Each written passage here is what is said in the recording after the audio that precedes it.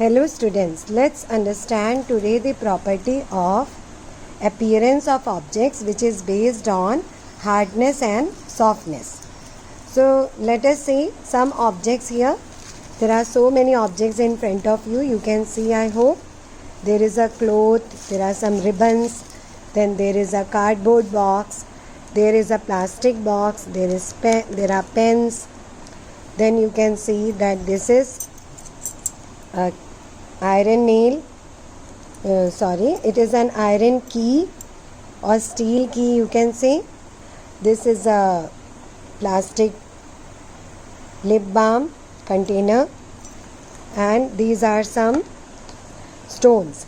So now we will identify from these objects, all these objects, we will identify that which of them are hard and which of them are soft. So what is the criteria?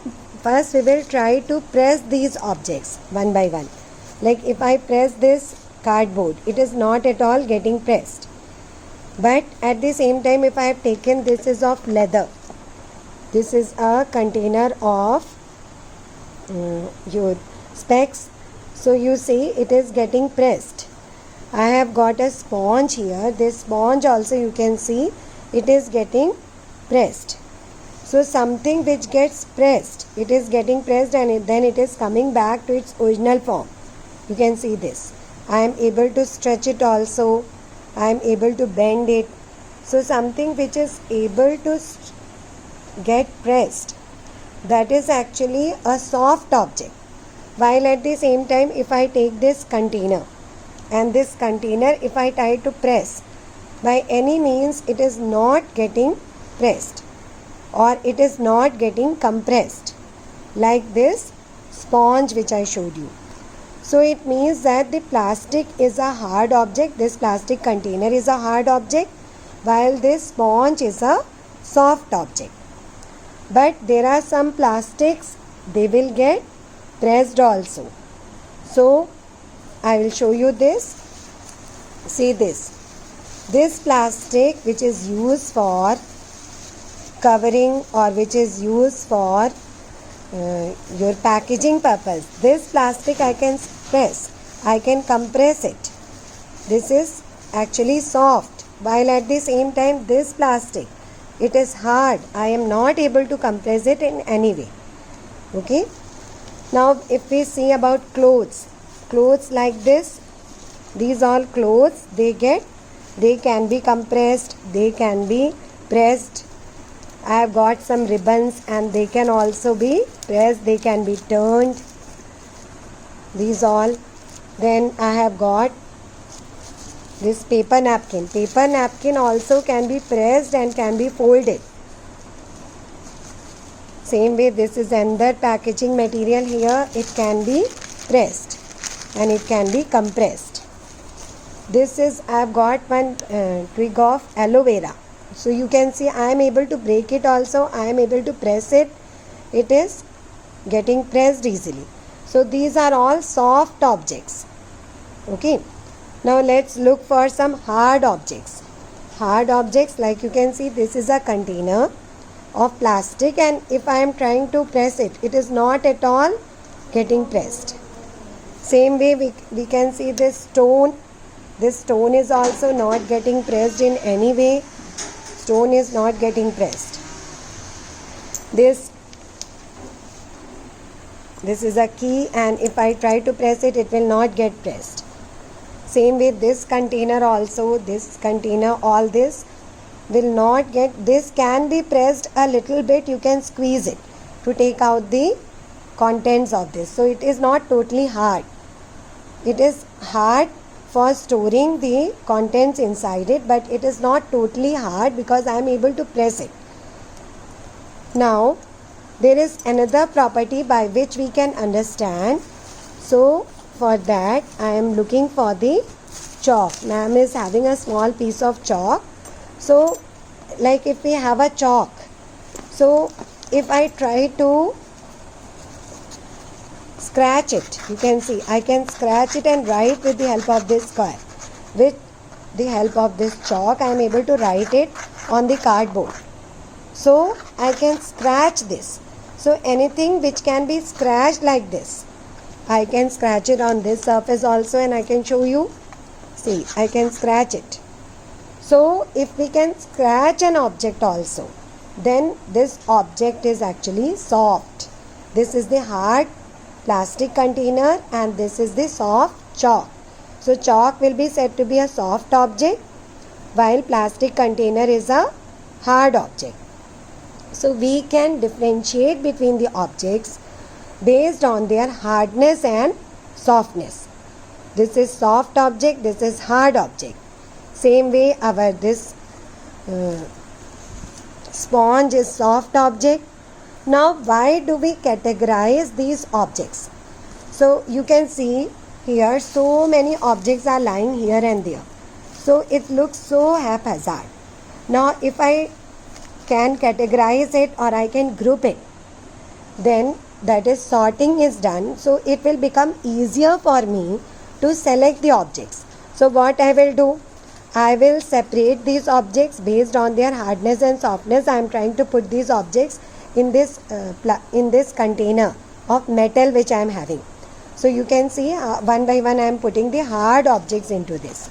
This is hard object. This is a cardboard container which is a hard object. I am putting it inside this. This is a plastic container. I am putting it inside this. So it is also a hard object. Then I have got here marker pen which is a hard object. I am putting it inside this.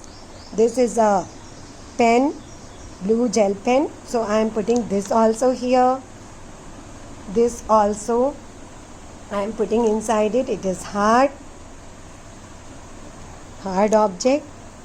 Then I can put this container. Actually it is having a very hard cap, but its body is not so hard because I am able to press it. So what I will do, I will segregate this cap. I am opening and I am putting in the hard object category.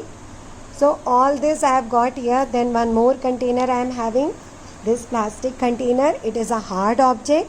So I am putting it in this category of hard objects. Now what I will do, I will categorize my soft objects also. Soft object, you can see this is a container in which specs are kept. So this I can put here separately here. This is a sponge I have put here. You can see this cotton. This cotton also I can press. So I have put the cotton with this. There are some clothes. I have put the clothes with this. Then these are paper napkins. Paper napkins I can keep with this. Then there is some packaging material from Amazon, you can see. So this also I have put here because it is foldable and we can press it. This is a handkerchief. Handkerchief also I can keep with this. Then I can keep some other objects also, like this is another cloth. I can keep this cloth. Some ribbons are there which are foldable. So this is also soft. So this also I can keep here. Then I showed you this aloe vera. This also is very soft. So this aloe vera also I can put with that. Then ma'am is having this. You can see key. Key is a hard object. So I will put in this. With this container I will put this key. Then I have got some marble stones with me. So marble stones are also very hard because I am not able to press it. So I will put it with the hard object. Then I am having another packaging material. This packaging material also I will put with this. So students, I have segregated. Now there is a small card of paper and it is very hard. So I am putting it with the hard objects. Then students, I am having a chalk and duster here. Now chalk is a soft object because I am able to scratch it. I had shown you like this. So this will be put in the category of soft objects, while this duster. Now duster is a combination of both. It is having the outside surface from which we hold the duster. This handle of the duster is actually a hard object. I am not able to press it. But the front part of the duster by which we erase, it is soft because I am able to press it, you can see. Now why this is made soft? This is made soft so that I can erase the chalk, the material which is written on the board by chalk or by marker pen easily. So that's why it has been made soft, so that it can easily wipe out the material which is written on the board. So this cannot be put in any of these because it contains both. So I can keep it in between both of them like this. So like that, students, I have segregated my objects into soft objects and into hard objects. And in between I am having some object which is a combination of both. This cotton can be put here in soft objects. Stones are put in the hard objects. So like this I have segregated my objects. So you can see that because of this segregation of the objects, there is a proper uniformity. You can see that if suppose a person wants to pick up these materials, he can easily pick up the materials because hard objects are separate, soft objects are separate. So he will be easily able to get the materials which he wants. So that's why the sorting of materials is very, very important. He can also study the property of these materials easily. Means the soft objects, whichever we say as soft objects, how they are soft, he can understand because he is able to press them, or he is able to scratch with the help of some materials like chalk. He is able to scratch the things. So he is able to understand by this. Either by pressing or scratching, you can understand that this is a soft object. But an object is hard if we are not able to compress it and we are not able to scratch it. So he can understand that these are hard objects. So this categorization of objects into hard and soft, likewise we studied yesterday based on appearance. It is very, very important so that it is easy to pick up the object. If one of our friends says that he wants a material, like he wants a sponge, so we can easily provide from this category. But if suppose a person says that he wants a card, then we can provide from this category.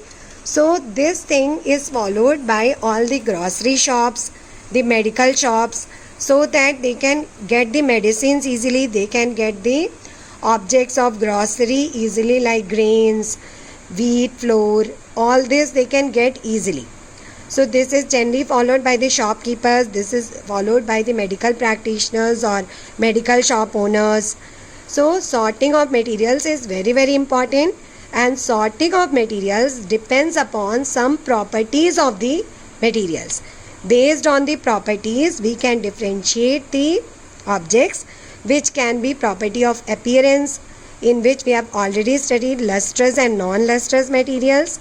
Today we have studied hard and soft objects. Then we can also categorize the materials based on their roughness and smoothness. Like if we see a sponge, it is very smooth. This cotton cloth is very smooth. While if we see something like this, it is very hard. It is hard object. This metal is very hard and rough. It is rough in touch. Same with this cardboard which I was having here. It is very, very rough in touch. So based on roughness and smoothness also, we can categorize the objects, or we can sort the objects based on this property of appearance. So in property of appearance, we have studied luster, we have studied hardness and smoothness, and we have studied that objects can be rough or smooth, they can be hard or soft, they can be lustrous or non-lustrous. And we have understood that why sorting is very, very important for us. The first thing is we can get the objects easily. We can study the property of the objects. We can understand if there is any change or there is any pattern in these properties. And we can understand if something different happens, some object becomes different. Like yesterday we studied that some lustrous metals, they become non-lustrous by the action of air and oxygen on them. So thank you.